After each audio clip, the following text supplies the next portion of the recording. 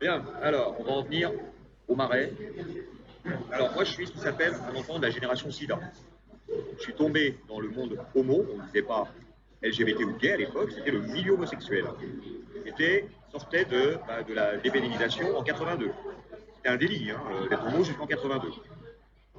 Euh, un an après mon arrivée parce que j'étais très coincé, ah oui, ayant grandi dans un milieu de droite avec une mère homophobe, un père pour qui c'était plutôt problématique, pour l'image. Bon, il n'a jamais pensé que les homos étaient des inférieurs ou des dégénérés, mais ça n'arrange pas son image. Ça va être dur.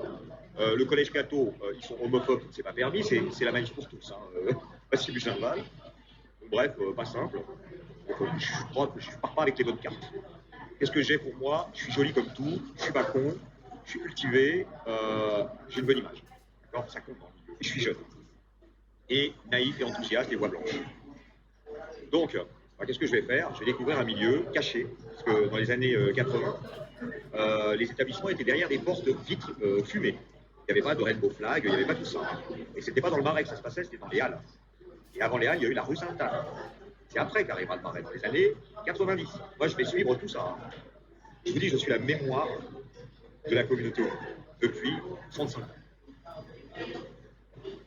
Et puis, je vais découvrir une boîte qui s'appelle le Palace. Le Palace, c'est quoi? C'est l'avant-garde du night clubbing en France. C'est fait par l'équivalent de Régine, en version jet-setter homosexuel, Fabrice Emmer, qui était un ami de Dalida et de son frère Orlando, et d'un certain nombre de gens qui sortaient énormément, comme Catherine Deneuve, Serge Gainsbourg, Alain Delon, tout ça. Et Emmer, il allait souvent à New York City, où il y avait une boîte mythique qui s'appelait, que j'ai connue, j'y suis allé, Studio 54. Il a fait la même chose à Paris. Et c'est devenu le Palace, avec en dessous une autre boîte plus petite qui s'appelle le Privilège, où on rentrait, était très privilégié quand on y allait. Ça portait bien son nom.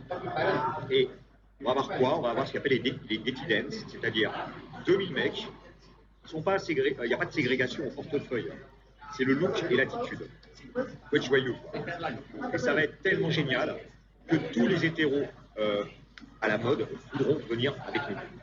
C'est-à-dire qu'au privilège, je vais me retrouver à 23, 24 ans en train de danser aux côtés de Catherine Deneuve, Amanda Lear, David Bowie, Mick Jagger, des gens comme ça. Au privilège. Quand je commencerai à devenir un garçon musclé aux alentours de 28 ans, je deviendrai une égérie du privilège. Également à New York, Studio 54, et également dans des boîtes cotées à Miami Beach.